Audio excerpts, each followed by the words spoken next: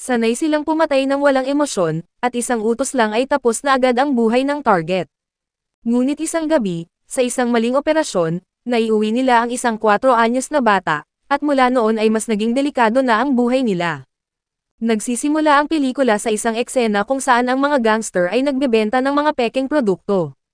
Pagkatapos ay sumakay sila sa 3 marangyang sasakyan at umalis, ngunit isang lalaki sa motorsiklo na matagal nang nagmamasid sa kanila ang nagsimulang sumunod. Pagdating nila sa highway, bumilis siya at ibinaba ang kanyang dalang kahon sa kalsada, na nagpapakawala ng spike strip na hindi nagawang iwasan ng unang sasakyan. Bumilis siya patungo sa susunod na sasakyan, kumuha ng baril at binaril ito, ngunit lumaban ang lalaki sa loob at kinuha ang kanyang sariling sandata at binalikan ng putok. Madaling iniwasan ng nagmamaneho ang bawat putok bago niya ito binaril, pagkatapos ay kumuha ng baril ang driver at binaril ang nagmamaneho, na bumagal para iwasan ang bala. Ngayon ay binaril ng nagmamaneho ang mga gulong ng sasakyan, na nagpahinto sa ikalawang sasakyan. Para sa huling sasakyan ay ang nagdadala ng pinuno, at inutusan ng lalaki sa loob ang driver na sagasaan ang nagmamaneho, ngunit nagawa ng nagmamaneho na kumapit sa sasakyan at gamitin ito para mapabilis ang kanyang sariling motorsiklo. Nang makita ang 200 sa kalsada, wala siyang pagpipilian kundi pumasok sa overpass. Pagkatapos ay pinaharurot niya ito patungo sa isang construction vehicle at ginamit ito bilang daan para lumapag sa kalsada sa ibaba. Inakala ng mga gangster sa sasakyan na sa wakas ay nailigaw na nila siya, ngunit sa kanilang pagkagulat, nakatayo na siya sa harap nila at naghihintay. Lumalabas na ang driver ay kasama pala niya, at pagkatapos ay sinuri ng dalawa ang lalaki, hinihingi na malaman kung saan niya inangkat ang mga pekeng alahas. Tinanong ng lalaki kung magkano ang kanilang bayad at inalok na doblehin ito, kasama ang lahat ng alahas bilang bonus, ngunit wala silang interes sa alinman sa mga iyon. Itinutok ng lalaking may maitim na buhok ang kanyang baril sa lalaki, na namutla sa takot, mabilis na ibinigay ang kanyang telepono, at iginiit na sinusunod lamang niya ang utos ng iba. Sa gitna ng lahat, nakatanggap ng tawag ang lalaking may blondeng buhok mula sa isang guro na nagpapaalam na may sakit ang kanyang anak na si Miri. Tinanong niya ang lalaking may maitim na buhok kung may napansin itong kakaiba kay Miri nang dalhin niya ito sa paaralan noong umaga, at saka lamang naalala ng lalaki na tila sipunin nga ito. Pinagalitan ng lalaking may blondeng buhok ang kanyang kaibigan dahil hindi niya sinabi sa kanya. Pagkatapos ay binaril nila ang lalaki at umalis para sunduin ang kanilang anak. Bumalik sa nakaraang Pasko, kakagaling lang ni Kazuki sa magdamag kasama ang isang babaeng lansangan at bumalik sa kanyang apartment, na kanyang ibinabahagi sa kanyang kaibigan, ngunit natagpuan niya ang lugar na puno ng basura at amoy sigarilyo. Habang ang kanyang kasama sa kwarto ay nakaupo doon na naglalaro ng video game, naghanda si Kazuki ng pagkain para kay Rei at iniwan ito sa ref, ngunit tumanggi si Rei na kainin ito dahil malamig. Dahil sa kawalan ng pagpipilian, nagtungo si Kazuki sa kusina para magluto ng sariwang pagkain. Biglang napansin ni Kazuki ang isang pusa sa apartment, tiningnan siya nito saglit, pagkatapos ay lumipad ng diretso sa kanyang mukha bago tumakbo patungo kay Rei. Muling pinagalitan ni Kazuki ang kanyang kaibigan, ipinaalala kung ilang beses na niya itong sinabihan na huwag magdala ng mga ligaw na hayop sa bahay, at tinanong kung paano niya alagaan ang isang pusa. Ngunit nang tumingin si Kazuki sa ibaba, nakita niyang nakabili na si Rei ng ilang kahon ng pagkain ng pusa, kaya nagsimulang maglektura si Kazuki tungkol sa kung gaano kahirap ang magpalaki ng pusa. Matapos sabihin ang kanyang punto, ibinalik ni Kazuki ang pusa sa pinanggalingan nito, inilagay sa isang cardboard box at ibinalot ang kanyang scarf bago umalis. Pagbalik sa bahay, si Kazuki ang gumagawa ng lahat ng gawaing bahay, naghugas ng pinggan, naglilinis at naglalaba, at nagluluto, habang si Rei ay nakaupo lang doon at naglalaro. Sa hapunan, mukhang malungkot pa rin si Rei tungkol sa pusa, kaya ipinaalala ni Kazuki sa kanya na sa kanilang linya ng trabaho, walang garantiya ng kinabukasan. Maaari silang mapatay ng isang tao o iwanang mamatay sa gitna ng kawalan, at ang mga tao sa paligid nila ay maaaring madamay din. Sinabi niya kay Rei na kung malapit ito sa isang tao, hindi niya dapat gawin ito nang hindi buo ang loob, at biglang may sumapi kay Kazuki na alaala ng kanyang buntis na asawa at nanahimik siya sa kalungkutan. Pagkatapos ay inihagis niya ang isang folder ng mga dokumento sa mesa at sinabihan si Rei na ihanda ang sarili para sa misyon kinabukasan. Nang gabing iyon, binisita ni Kazuki ang tindahan na madalas niyang puntahan, at iniabot sa may-ari ang isang USB drive na naglalaman ng datos na nakalap mula sa babae na kanyang nakasama magdamag. hiniling niya sa may-ari na gawan siya ng ID para makapasok sa hotel na iyon, at ihanda ang kanyang gamit kinabukasan. Sumang-ayon ang may-ari ng kafe, at pagkatapos ay iniabot kay Kazuki ang isang sobre na naglalaman ng bayad niya at ni Ray. Kinuha ni Kazuki ang pera at kinuha ang isang bahagi, at ibinalik ang natitira sa may-ari, hinihiling na ibigay ito sa isang tiyak na babae. Tiningnan ng may-ari ang tumpok ng mga sobre sa kanyang drawer at tinanong si Kazuki kung hindi pa rin niya nakakalimutan ang babaeng iyon, na nagmumungkahi na subukan niyang maghanap ng iba. Walang sinabi si Kazuki at tahimik na umalis, at nang pauwi na siya, sinubukan siyang akitin ng ilang babae mula sa isang kasino.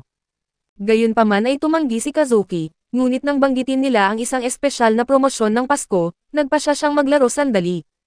Sa huli, nawala ang lahat ng kanyang pera, at habang pinapanood ang mga pamilyang nag-e-enjoy sa kanilang masayang sandali, biglang nag-alala si Kazuki tungkol sa pusa. Bumili siya ng pagkain at dinala ito sa lugar kung saan niya iniwan ang pusa, ngunit wala na ito. Ang napakalamig na hangin ay tumusok sa kanyang buto, ngunit isang maliit na batang babae ang nakasakay sa tren patungo sa lungsod ng mag-isa. Masigla siyang tumakbo at isinulat pa ang kanyang hiling sa isang Christmas tree, umaasang makita muli ang kanyang papa, at tinanong pa niya ang mga lokal para sa direksyon.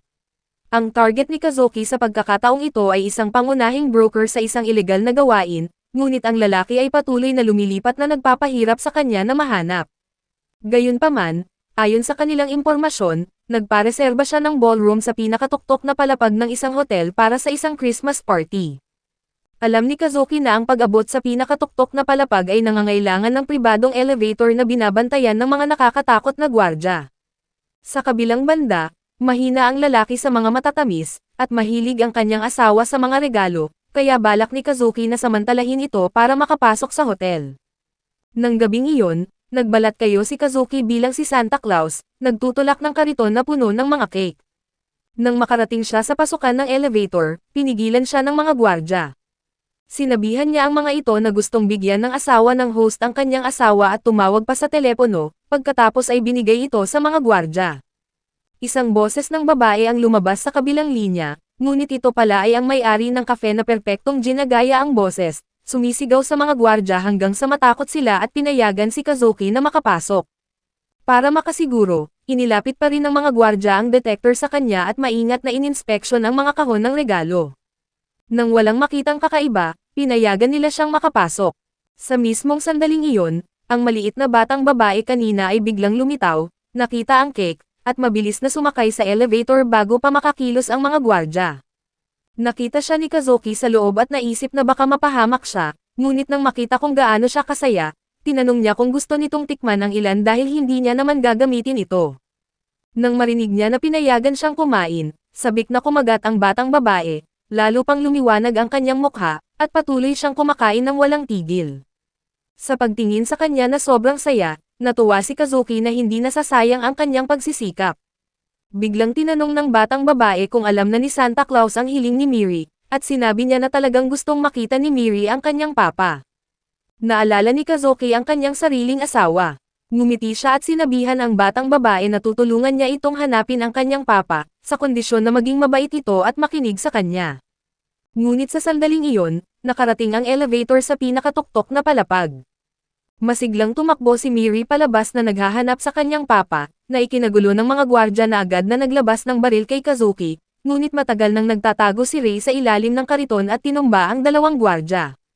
Patuloy na tumakbo si Miri at muntik nang tamaan ng dalawa pang gwardya, ngunit nahila siya ni Kazuki sa tamang oras. Sa kasamaang palad, nakapagradyo na ang mga gwardya ng emergency alert tungkol sa mga intruder. Sumugod si Ray at tinumba ang isang gwardya, at nang magpaputok ang isa pa, madaling umiwas si Ray, nagtago sa likod ng pader at tinumba niya ito. Pagkatapos ay nagpaputok si Ray sa pader para patumbahin ang dalawa pang gwardya sa loob bago sirain ang pinto ng malakas. Samantala, hingal na hingal si Kazuki sa pagtatangkang makasabay kay Miri, at agad na nagpanik ang mga bisita sa silid at nagtakbuhan palabas.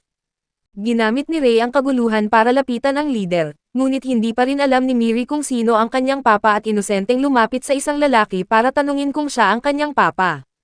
Sa sandaling iyon, lumitaw ang isang gwardya mula sa kung saan at nagpaputok kay Ray, na mabilis na nagtago sa likod ng mesa.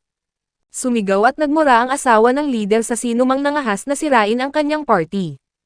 Tinanong ni Kazuki si Rei kung nakita nito si Miri, ngunit nakapunta na ang bata sa entablado at tinatanong mismo ang leader kung siya ang kanyang papa, na aksidenteng nagbigay kay Rei ng isang bihag. Sinilip ni Kazuki at sumigaw na nahanap niya ang kanyang papa. Inihagis niya ang isang buong plato ng cake sa gwardya, pagkatapos ay ginamit ang serving tray bilang kalasag para sumugod na ikinagulat ng gwardya. Sinamantala ni Rei ang pagkakataon at tinumba ang gwardya, habang tumatakbo, sumigaw si Kazuki kay Miri na siya ang kanyang papa at sinabihan itong tumalon. Nagpaputok si Rei ng 2 bala sa mga binti ng ringleader, na ikinatisod nito, pagkatapos ay tinapos ito ng isang bala sa gitna mismo ng kanyang mga mata. Lumundag si Miri patungo kay Kazuki at nagyakapan ang dalawa, patuloy niyang sinasabi kung gaano kagusto na makita ang kanyang papa, at kung gaano niya ito kamahal. Hindi pinansin ni Rei ang dalawa, binaril ang isang bintana at bumaba muna sila. Pagkatapos ay sinabihan ni Kazuki si Miri na manatili at nakihalubilo sa dami ng tao, sumigaw na mayroon siyang maliit na bata, nagmamakaawa sa mga tao na padaanin siya, na matagumpay na nakatakas bago pa may makapansin. Nakapalibot na ang pulisya sa hotel nang makatakas si Kazuki at Rei, at si Miri na pagod sa mahabang araw ay nakatulog sa daan pauwi, bumubulong ng pasasalamat kay Santa Claus sa kanyang mga panaginip. Nagreklamo si Rei na hindi siya pinayagang panatilihin ang pusa, ngunit ngayon ay may bata na sila.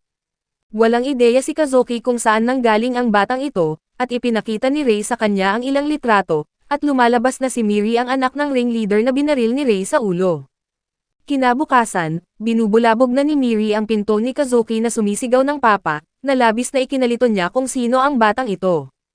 Hindi niya ito naunawaan hanggang sasabihin ni Miri na kailangan niyang umihi, at saka bumalik ang lahat sa kanyang isip, at mabilis siyang kinuha at inihagis sa banyo. Ngunit pagkapasok, tumingin siyang muli at sinabing kailangan niyang buhatin siya ng kanyang papa dahil hindi siya abot. Pagkatapos gumamit ng banyo, hinihiling niyang buhatin siya ng kanyang papa para hugasan din ang kanyang mga kamay, at lubos na nagulat at nagtataka si Miri sa lahat ng bagay sa bahay ni Kazuki. Nang makita niya itong nagluluto ay gusto niyang tumulong, ngunit tinanggihan siya nito, ipinaliwanag na hindi naman siya abot sa counter. Bumuka ang kanyang mga pisngi sa pagmamaktol at umalis na sobrang galit, determinado na hilahin ang isang upuan patungo sa kusina para umakyat, ngunit napakabigat ng upuan at siya ay bumagsak.